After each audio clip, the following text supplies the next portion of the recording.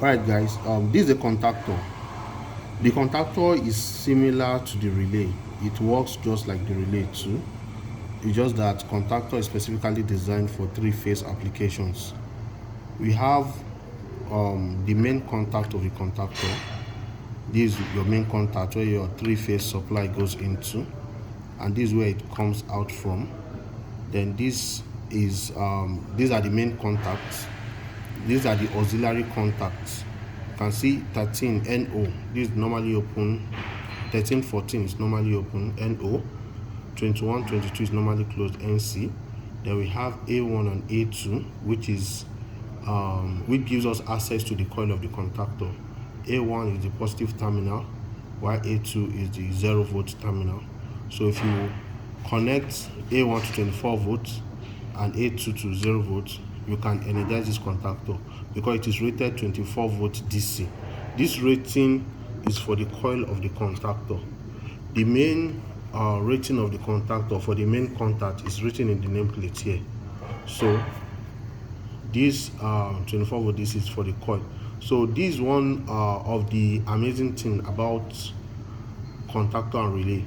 It allows us to control or to power up it, like a contactor for instance allows us to power up a three-phase application using 24 volts.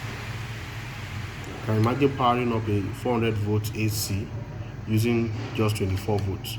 So this is your main contact for the load for the 400 volt AC. This is 24 volt to energize the contactor. So let me quickly demonstrate how to quickly energize the contactor for us. So this is a contactor I have here that is already connected. It is equally rated 24 volt DC. So this is the rating. Okay, so what I've done here basically, from my power supply, this is my 24 volt power supply. The positive terminal of my power supply comes out to a stop button. This is a push button.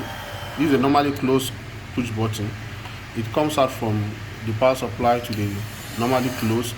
From this, it comes to the normally open push button.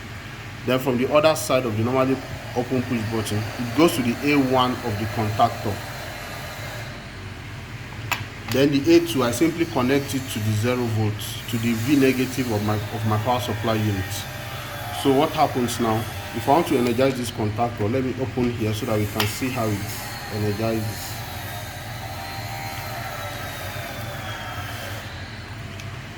As soon as I engage my normally open contact, it passes 24 volts to the A1.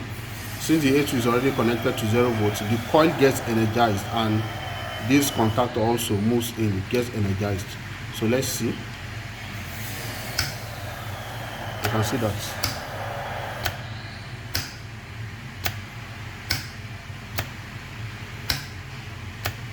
So basically, that's just how to energize the contactor. Then the contactor has all these auxiliary contacts. I'm going to show us the uses, some of the uses of this auxiliary contact. As you can see here, if I press my push button, like my start button here, if I press it, the contactor gets energized. But if I remove my hand, it gets de-energized back. So we don't want something like this. We want a situation whereby we press it, it gets energized, and it remains energized even after we remove our hand. So that can be done using this auxiliary contact. So we're going to demonstrate that in a few moments from now. Okay, now for the auxiliary contact, let me quickly mention some things about it. We only have two contacts here, one normally open and one normally closed. So let's assume that we want to, in our application, we need more auxiliary contacts. We can actually get extra auxiliary contacts to mount on our contactor. So what I'm going to do here is I want to mount this auxiliary contact to this contactor. So I'm going to open this up here.